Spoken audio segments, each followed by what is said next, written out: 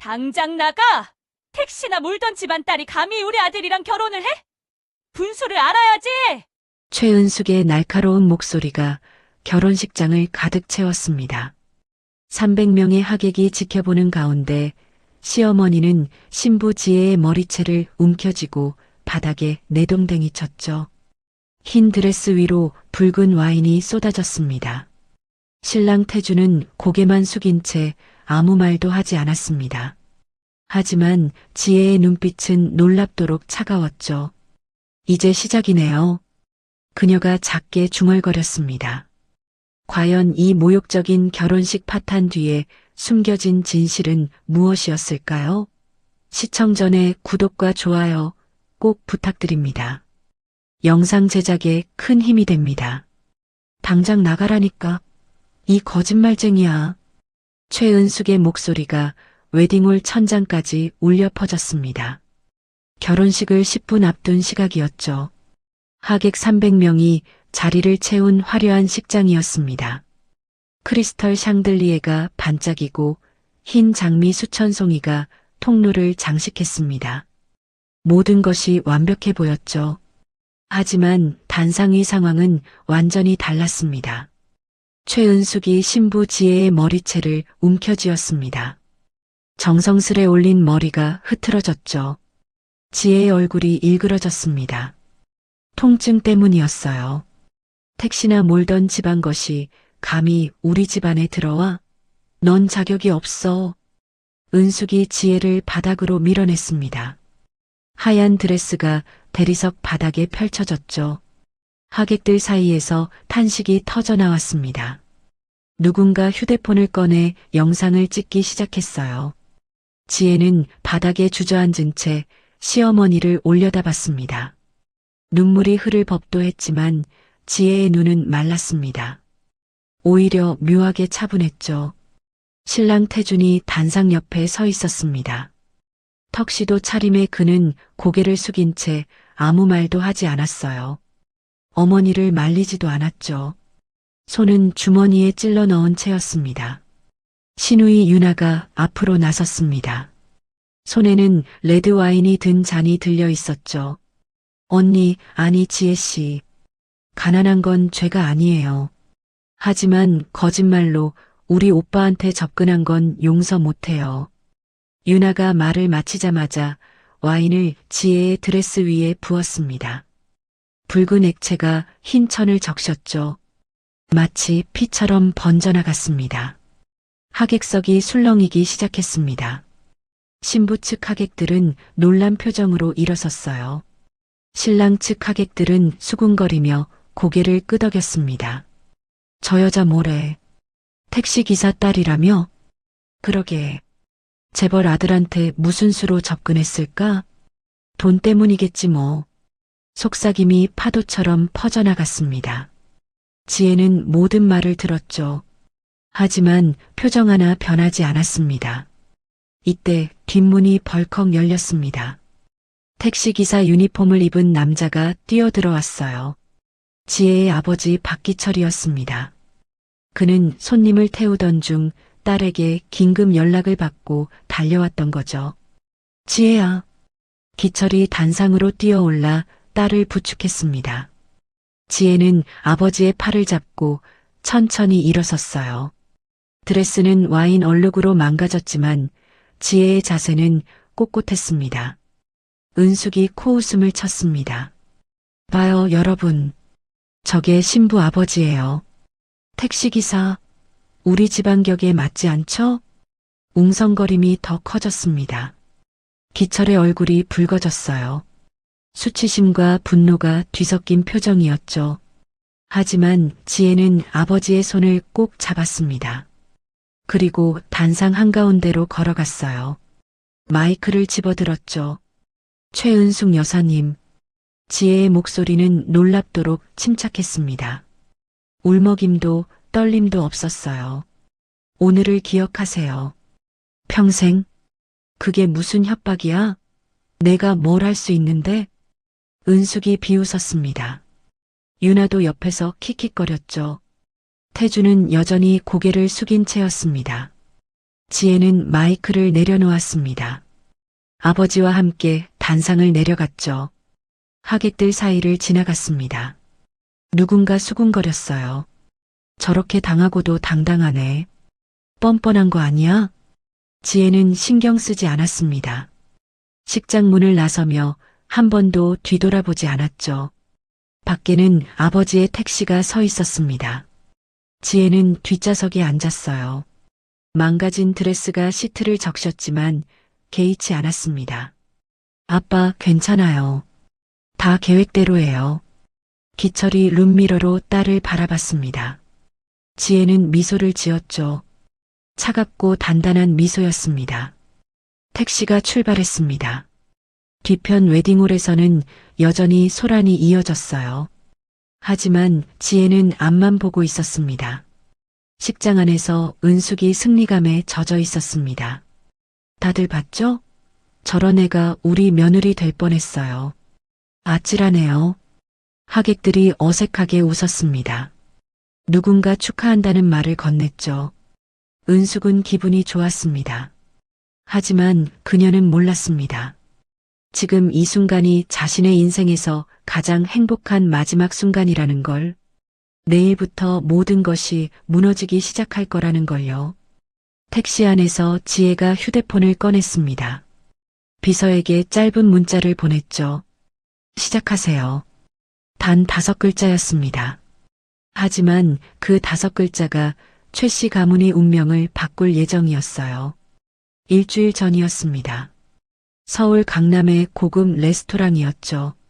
미슐랭 3스타를 받은 곳이었습니다. 최은숙이 창가 자리에 앉아 있었어요. 명품 핸드백을 옆에 두고 샴페인을 홀짝이며 누군가를 기다렸습니다. 지혜가 문을 열고 들어왔습니다. 단정한 원피스 차림이었죠. 화장은 옅게 했습니다. 어머님, 안녕하세요. 지혜가 공손하게 인사했습니다. 은숙은 대답도 없이 지혜를 위아래로 훑어봤어요. 앉아요. 차갑게 명령하듯 말했습니다. 지혜는 조용히 자리에 앉았죠. 혼수 목록 받았어요. 은숙이 핸드백에서 종이를 꺼냈습니다. 지혜가 며칠 전 보낸 혼수 리스트였죠. 이게 뭐예요? 명품이 하나도 없네요. 침대, 냉장고, 세탁기 같은 실용적인 가전제품 목록이었습니다. 은숙의 눈에는 초라해 보였어요. 실용적인 걸로 준비했어요. 신혼생활에 필요한. 실용적? 우리 집안 며느리가 이런 걸 들고 온다고? 은숙의 목소리가 커졌습니다. 옆 테이블 손님들이 쳐다봤어요. 은숙은 신경 쓰지 않았죠. 택시비로 모은 돈이 이것밖에 안 돼요? 창피해서 어떡해요. 어머님, 아버지는 성실하게 일하시면서. 성실? 그래서 평생 가난하게 사는 거죠. 은숙이 물잔을 탁 내려놓았습니다. 물이 튀었어요. 지혜의 옷에도 몇 방울 튀었죠. 솔직히 말할게요. 난 이 결혼 반대예요. 우리 태준이한테 당신은 부족하죠. 지혜는 아무 말도 하지 않았습니다. 은숙의 말을 조용히 들었죠. 그래도 아들이 좋다니까 허락은 했어요. 하지만 조건이 있어요. 어떤 조건이죠? 은숙이 몸을 앞으로 기울였습니다. 목소리를 낮췄어요.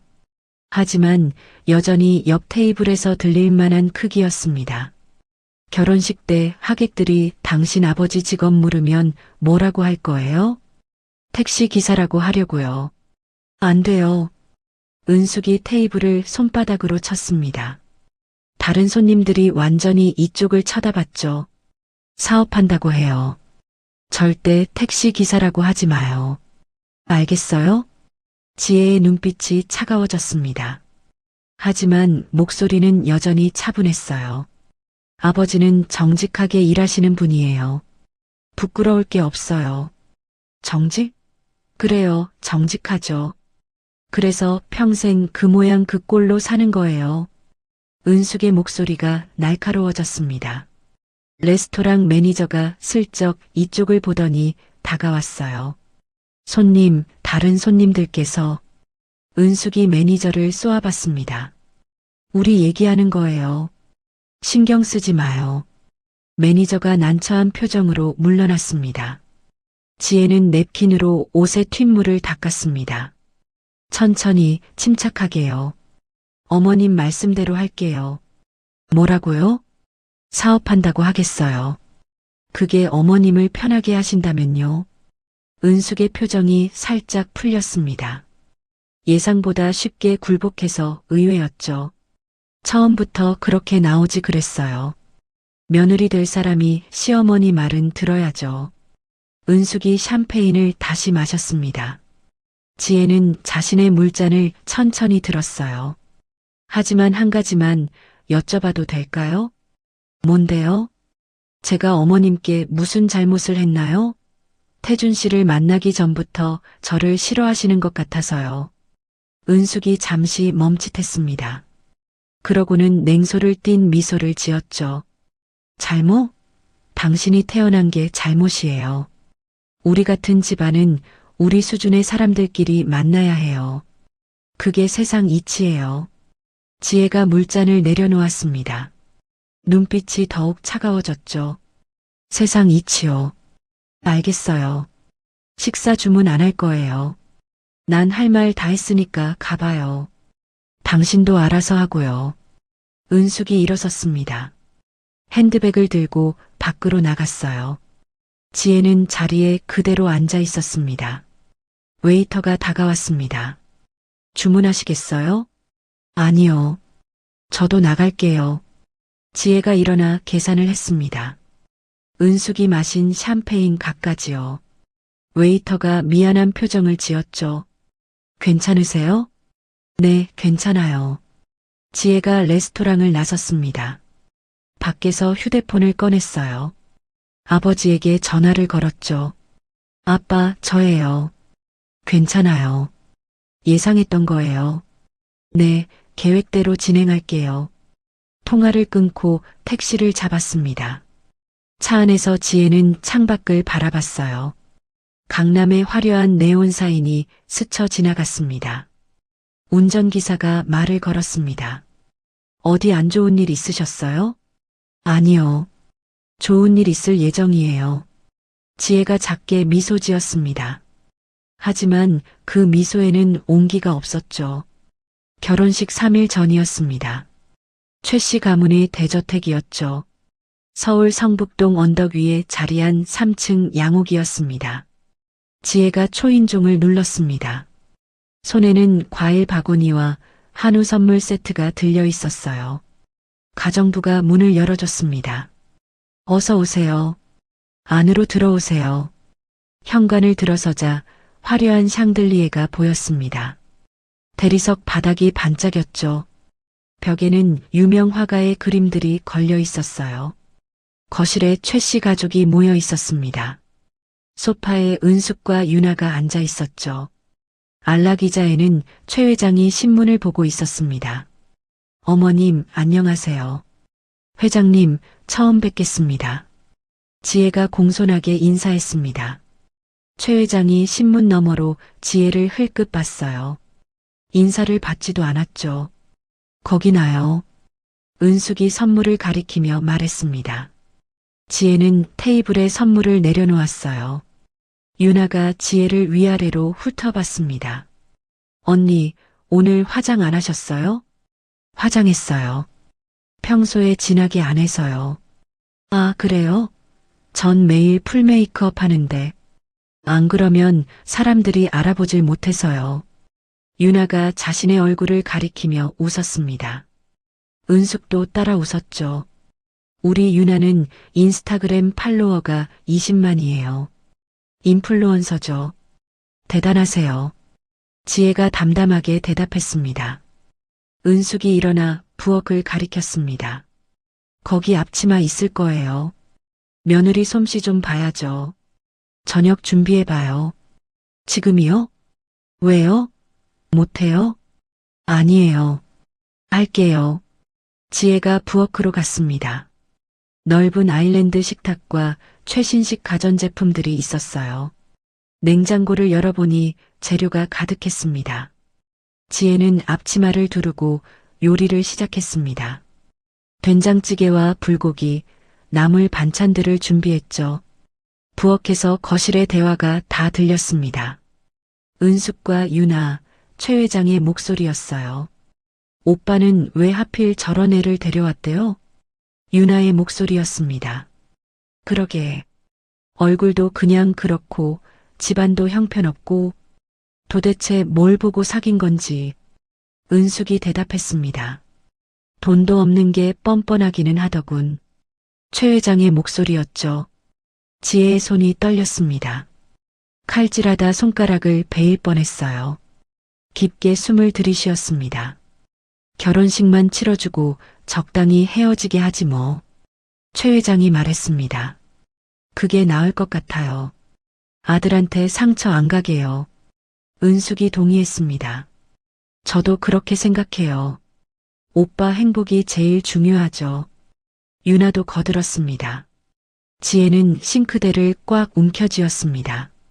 손등에 핏줄이 퍼렇게 드러났죠. 눈물이 날 것 같았지만 참았습니다.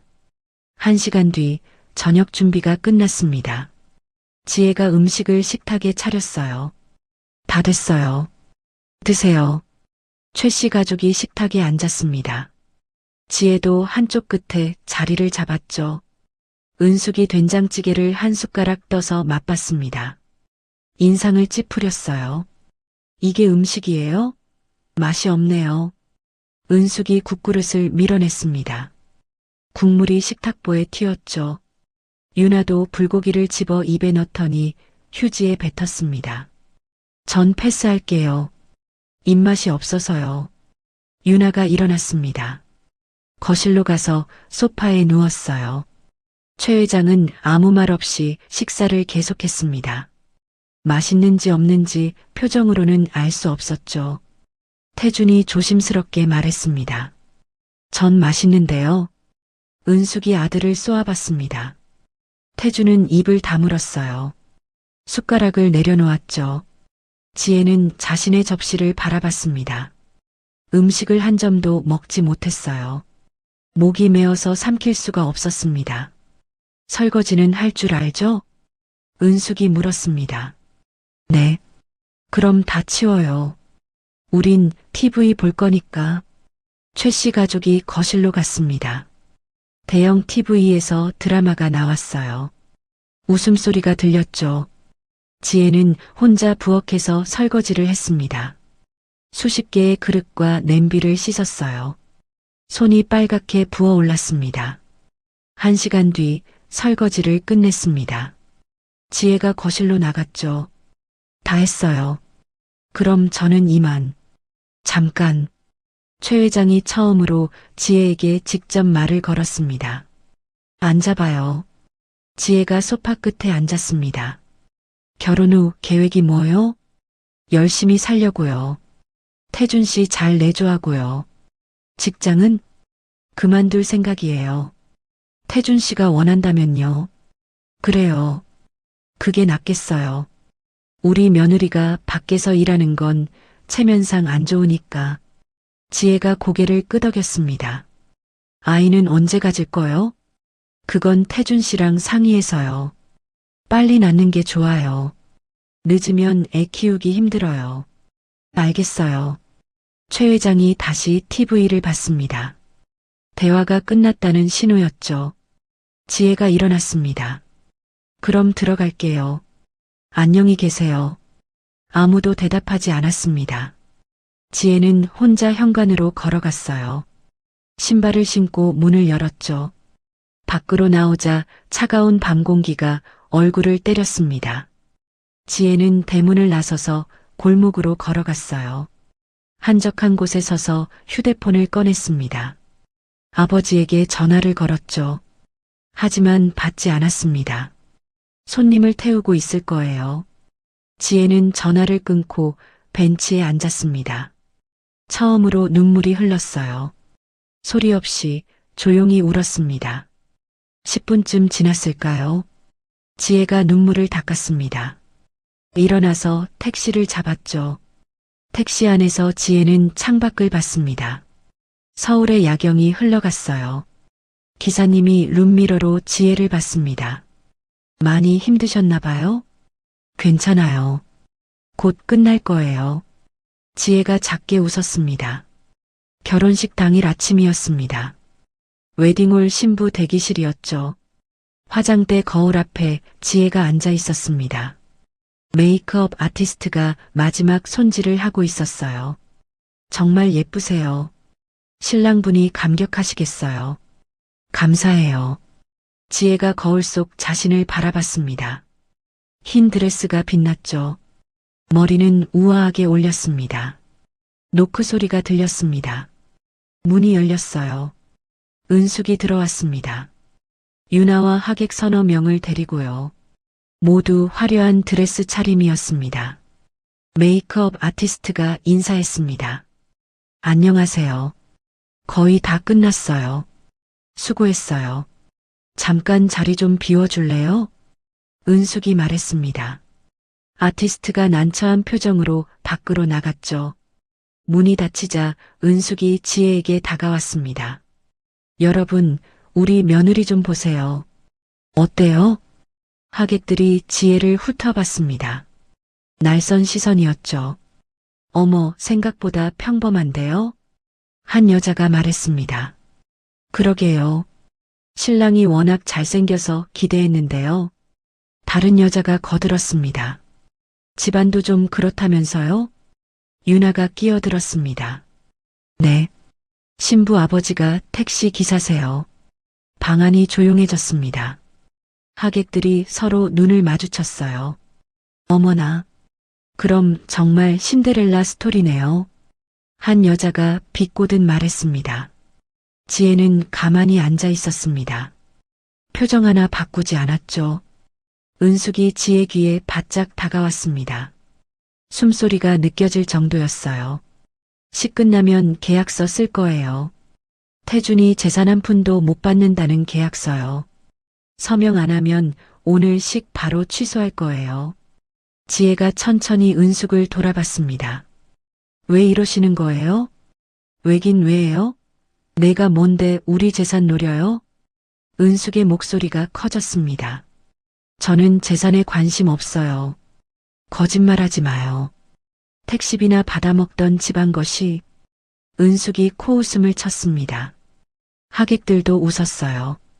지혜는 립스틱을 집어들었습니다. 거울을 보며 입술을 다시 칠했죠. 손이 전혀 떨리지 않았습니다. 대답 안 할 거예요?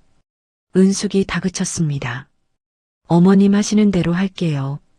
지혜가 담담하게 말했습니다. 그래요. 현명한 선택이에요. 은숙이 만족스러운 표정을 지었습니다. 그럼 우린 나갈게요. 식 시작 전에 다시 올 거예요. 계약서 갖고요. 은숙과 하객들이 방을 나갔습니다. 문이 닫혔죠. 지혜는 혼자 남았습니다. 거울을 봤어요.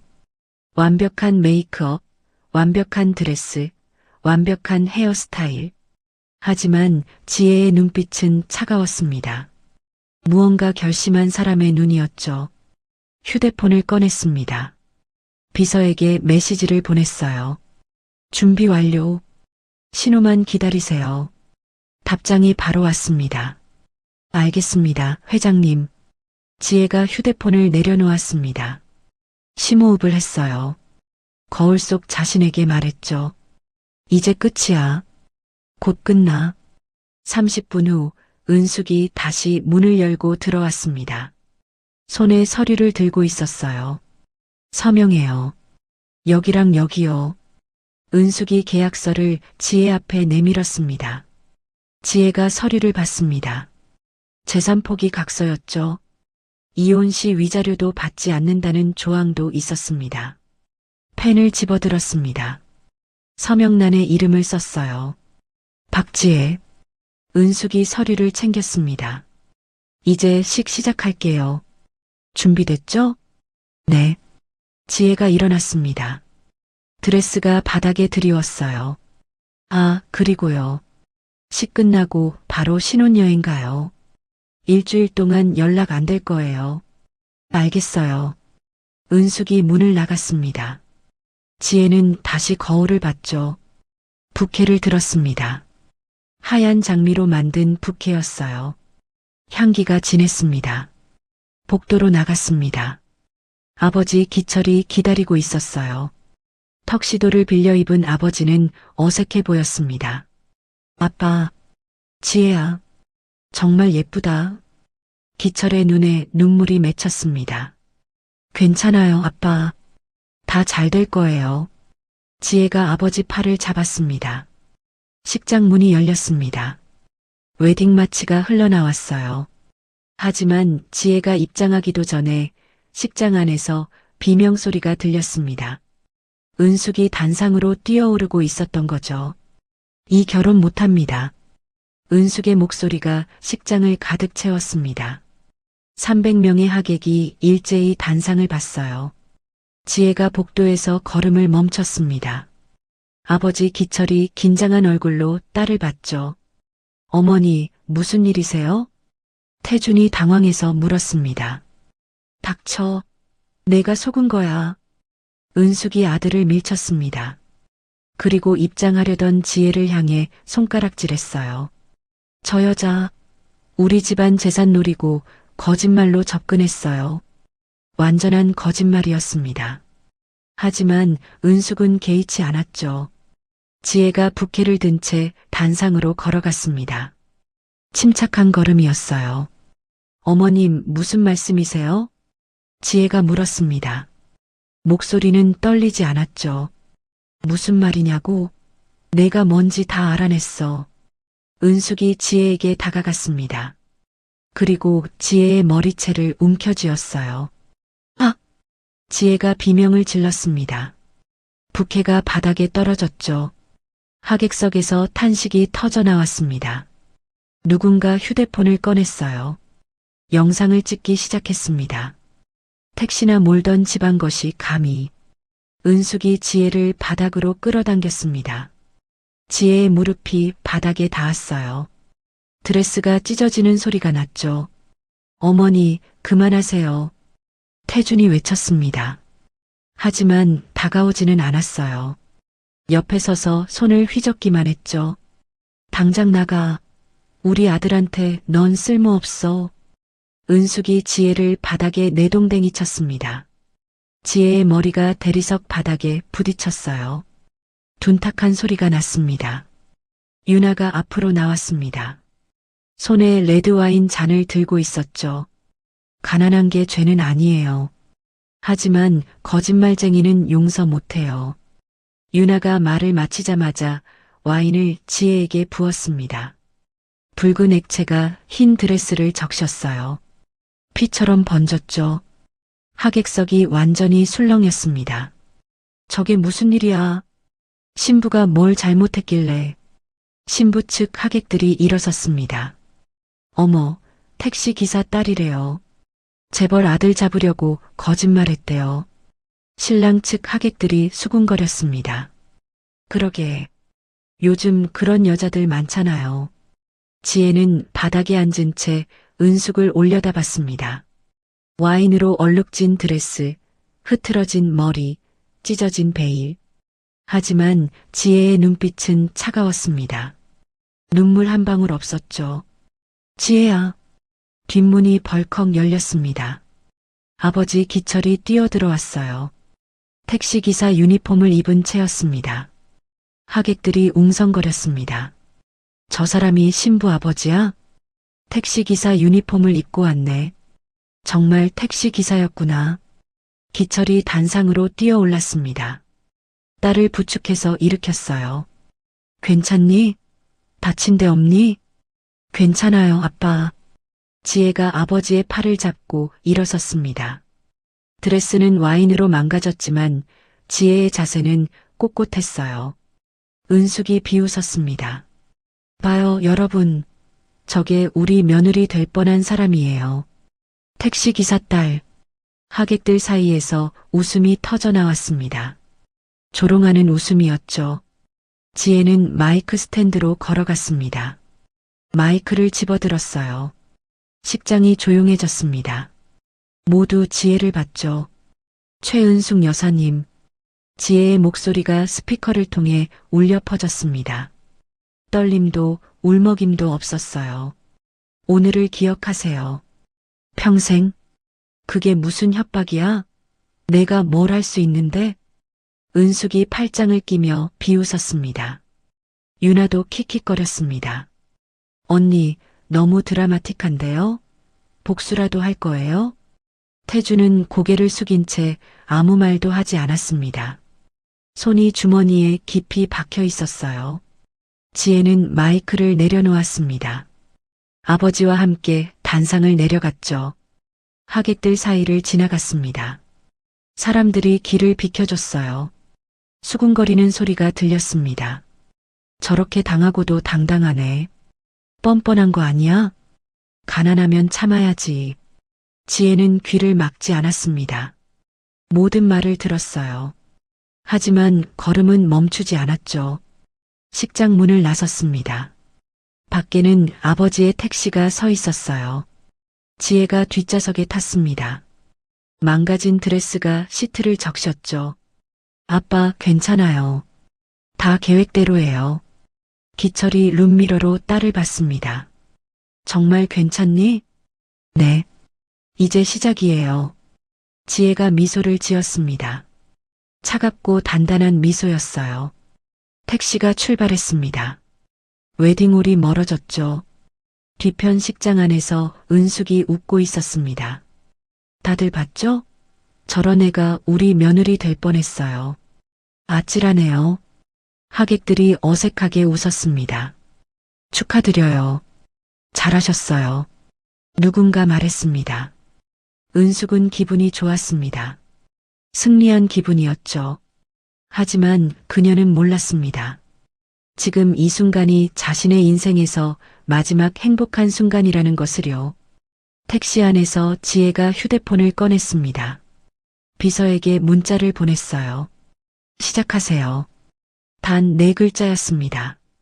답장이 즉시 왔습니다. 명령대로 하겠습니다, 회장님. 지혜가 휴대폰을 내려놓았습니다. 창밖을 봤어요. 서울거리가 흘러갔습니다. 아버지가 물었습니다. 정말 이렇게 해도 되는 거니? 네, 아빠. 이제 그들이 제대로 배울 시간이에요. 택시는 계속 달렸습니다. 지혜의 눈빛은 어느 때보다 차가웠죠. 다음 날 아침 9시였습니다. 최 회장의 휴대폰이 울렸어요. 여보세요? 최 회장님, 김 부장입니다. 큰일 났습니다. 은행 부장의 목소리가 급박했습니다. 무슨 일인가? 저희 은행이 회장님께 대출해드린 50억 원을 즉시 상환하라는 본사 지시가 내려왔습니다. 뭐라고? 만기가 아직 2년이나 남았는데 저도 모르겠습니다. 갑자기 위에서 내려온 결정이라 전화가 끊겼습니다. 최 회장이 당황한 표정으로 휴대폰을 내려다봤어요. 또 전화가 울렸습니다. 이번에는 거래처였죠. 최 회장님, 저희 계약 전면 해지하겠습니다. 왜 갑자기? 우리 10년 넘게 거래했잖아. 죄송합니다. 본사 결정입니다. 전화가 또 끊겼습니다. 은숙이 거실로 내려왔습니다. 여보, 무슨 일이에요? 아침부터 전화기가 난리예요. 그러게. 이상해. 은행이랑 거래처에서 최 회장의 말이 채 끝나기도 전에 또 전화가 왔습니다. 이번에는 부동산 건물주였어요. 최 회장님, 건물 임대차 계약 파기합니다. 일주일 내로 비워주세요. 뭐? 계약서에 그런 조항 없어. 건물이 팔렸습니다. 새 주인이 즉시 퇴거를 요청했습니다. 누가 샀는데? 모르겠습니다. 익명 투자자라고만. 최 회장의 얼굴이 하얗게 질렸습니다. 여보, 무슨 일이에요? 은숙이 다급하게 물었습니다. 그때 초인종이 울렸습니다.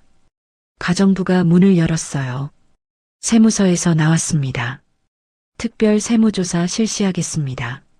세무 공무원 5명이 집 안으로 들어왔습니다. 은숙이 비명을 질렀습니다. 뭐예요?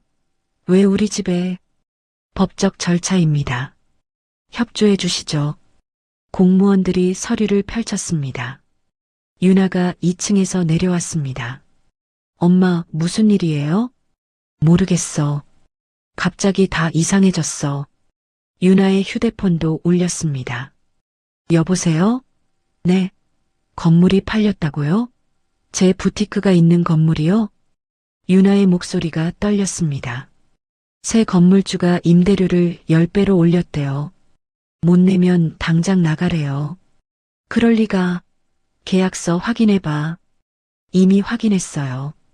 건물주 변경 시 임대료 재협상 가능하다는 조항이 있어요. 유나가 주저앉았습니다. 태준도 현관으로 들어왔습니다. 얼굴이 창백했어요. 차가 없어졌어요. 뭐? 리스 회사에서 회수해 갔어요. 리스료 미납이래요. 무슨 소리야? 자동이체로 나가는데. 계좌가 동결됐대요. 은행에서. 최 씨 가족이 거실에 모였습니다. 모두 패닉 상태였죠. 이게 대체 무슨 일이야? 최 회장이 외쳤습니다. 회사로 전화를 걸었습니다. 총무이사가 받았어요. 사장님, 큰일 났습니다. 건물주가 바뀌었어요. 알아. 다들 나한테 전화했어. 직원들이 다 짐 싸고 있어요. 건물 새 주인이 즉시 퇴거 요청했대요. 새 주인이 누구야? 모르겠습니다. 익명 투자자래요. 법무법인 통해서만 연락이 와요. 최 회장이 전화를 끊었습니다. 손이 떨렸어요. 은숙이 소파에 주저앉았습니다.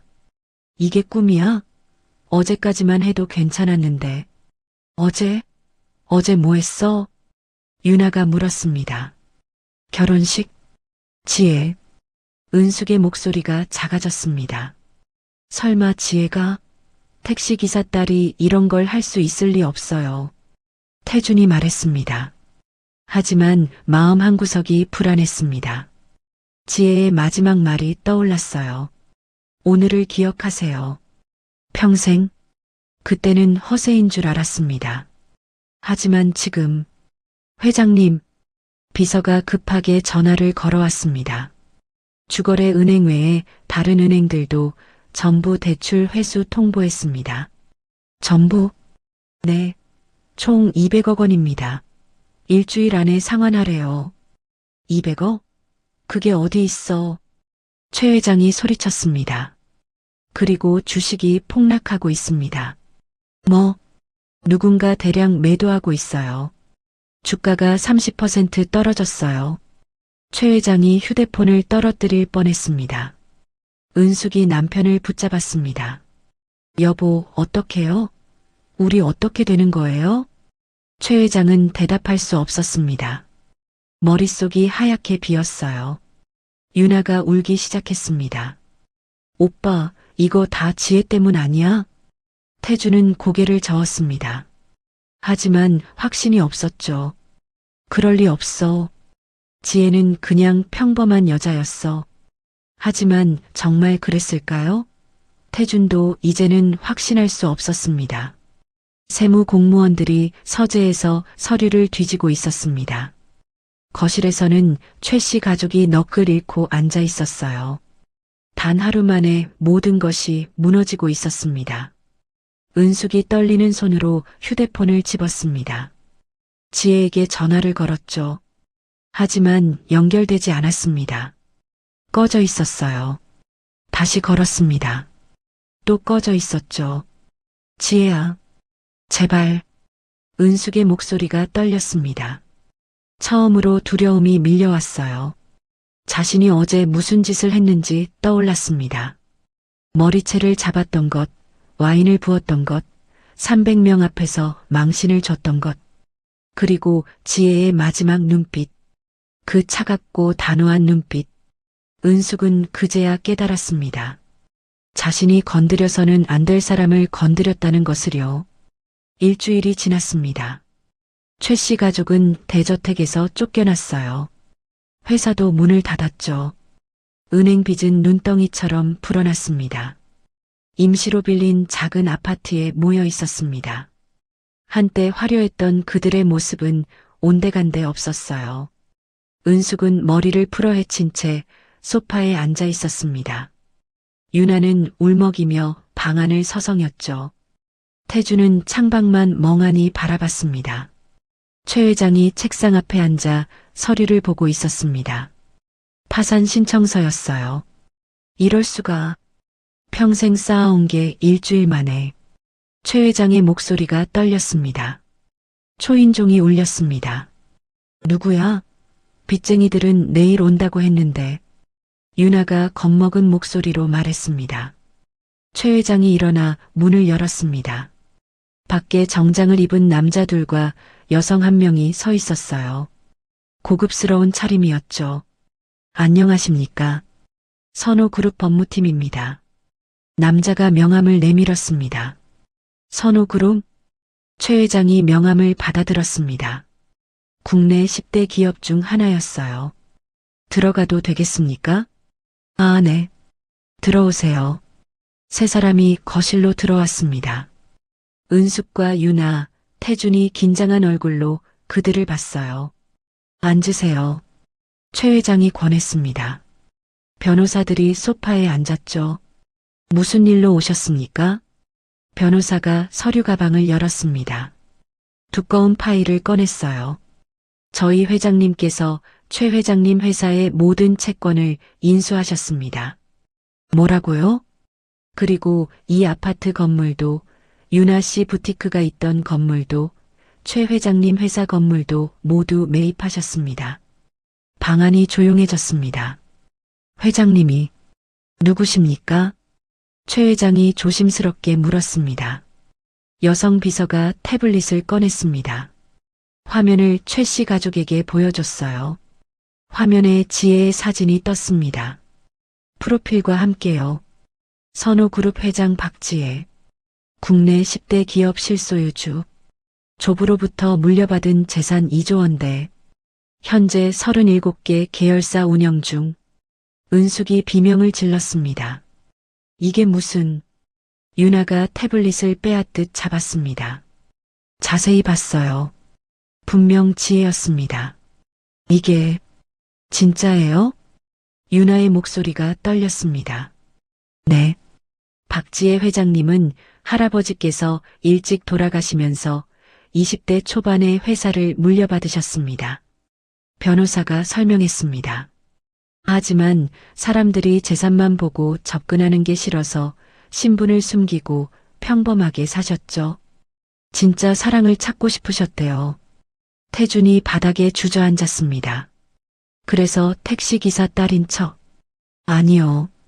박 회장님 아버지는 실제로 택시기사이십니다. 네. 박 회장님 어머니께서 일찍 돌아가셨어요. 재산은 전부 딸인 박 회장님께 상속됐고요. 아버님은 본인이 원해서 택시기사 일을 계속하고 계십니다. 비서가 설명했습니다. 박 회장님은 아버지를 무척 사랑하세요.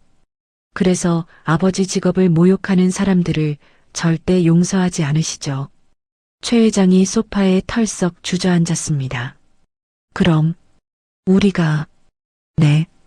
여러분이 모욕한 그분이 바로 박지혜 회장님이십니다. 변호사가 차갑게 말했습니다. 그리고 지난 일주일간 일어난 모든 일들의 배후도 박 회장님이십니다. 은숙의 얼굴이 새하얗게 질렸습니다. 내가 회장님 머리채를... 말을 잇지 못했습니다. 손이 부들부들 떨렸어요. 와인을 쏟고 유나도 울음을 터뜨렸습니다. 태주는 아무 말도 하지 못했습니다. 그저 바닥만 바라봤죠. 박 회장님은 태준 씨를 진심으로 사랑했습니다. 그래서 평범한 여자인 척하며 만나셨죠. 비서가 계속 말했습니다. 하지만 여러분은 그분의 아버지를, 그분의 진심을 철저히 짓밟았습니다. 변호사가 서류를 꺼냈습니다. 이제 채권 총액이 300억 원입니다. 2주 내로 상환하셔야 합니다. 못하시면 법적 절차를 진행하겠습니다. 300억? 그게 어디 있어요? 최 회장이 소리쳤습니다. 그건 저희가 알 바 아닙니다. 변호사가 일어났습니다. 비서도 따라 일어났어요.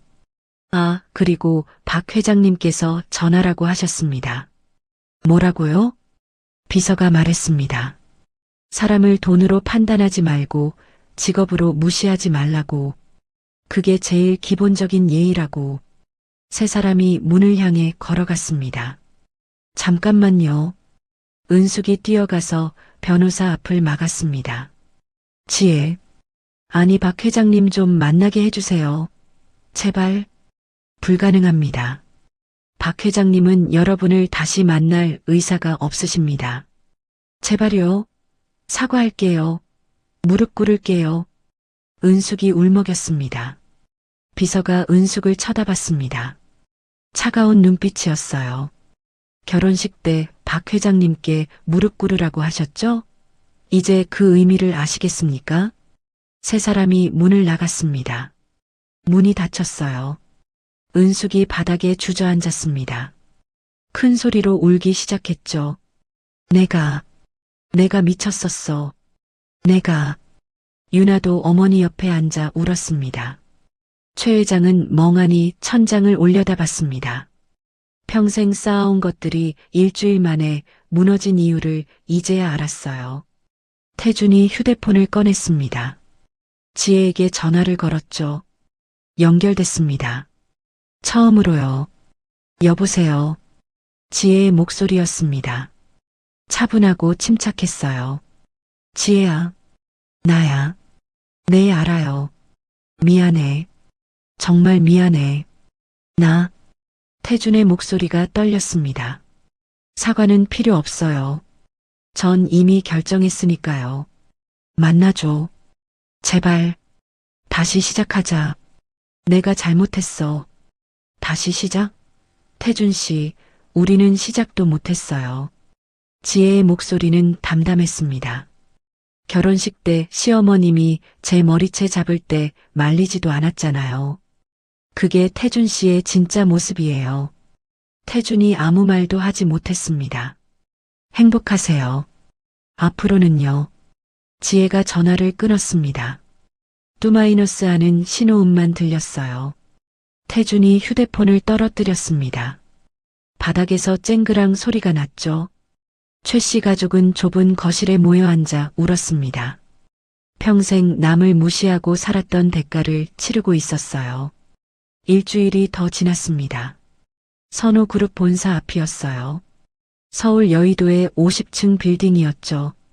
최 씨 가족이 로비에 서 있었습니다. 초라한 옷차림이었어요. 은숙은 명품 핸드백 대신 낡은 가방을 들었습니다. 유나는 화장기 없는 얼굴이었죠. 회전문이 돌아갔습니다. 지혜가 나왔어요. 검은 정장 차림이었습니다. 머리를 단정하게 올렸죠. 뒤에는 비서와 경호원이 따라왔어요. 지혜가 걸음을 멈췄습니다. 최 씨 가족을 봤죠. 은숙이 앞으로 나갔습니다. 그리고 무릎을 꿇었어요. 지혜야, 우리가 미쳤었어. 용서해줘. 은숙의 목소리가 떨렸습니다. 눈물이 흘렀어요. 유나도 무릎을 꿇었습니다. 언니, 제발, 우리 잘못했어. 최 회장도 허리를 깊게 숙였습니다. 박 회장님, 제발 한 번만. 태준이 지혜 앞으로 다가갔습니다. 지혜야, 나 너 정말 사랑했어. 진심이야. 다시 시작하자. 지혜는 표정 하나 변하지 않았습니다. 차갑게 태준을 봤어요. 사랑했다고요? 네, 진심으로. 그럼 왜 결혼식 때 어머님이 제 머리채 잡을 때 말리지 않았어요? 태준이 입을 다물었습니다. 와인을 부을 때도요. 300명 앞에서 저를 망신 줄 때도요. 태준 씨는 고개만 숙이고 계셨잖아요. 지혜의 목소리는 차분했지만 날카로웠습니다. 그게 나도 당황해서. 당황? 사랑하는 사람이 폭력을 당하는데 당황해서 가만히 있었다고요? 태준이 아무 말도 하지 못했습니다. 지혜가 은숙을 내려다봤습니다. 어머님, 일어나세요. 은숙이 고개를 들었습니다. 얼굴이 눈물로 범벅이었어요. 전 용서 못해요. 절대로요. 지혜의 목소리가 단호했습니다. 지혜야, 여러분이 저를 판단한 기준이 뭐였죠? 제 아버지 직업이었어요. 택시기사라서 무시했죠. 지혜가 한 걸음 앞으로 나갔습니다. 그게 여러분의 본 모습이에요. 돈으로 사람을 판단하고 직업으로 사람을 무시하는 거요. 그건 절대 안 변해요. 최 회장이 앞으로 나왔습니다. 박 회장님, 그럼 건물이라도 돌려주시오. 우리가 처음부터 다시 안 됩니다.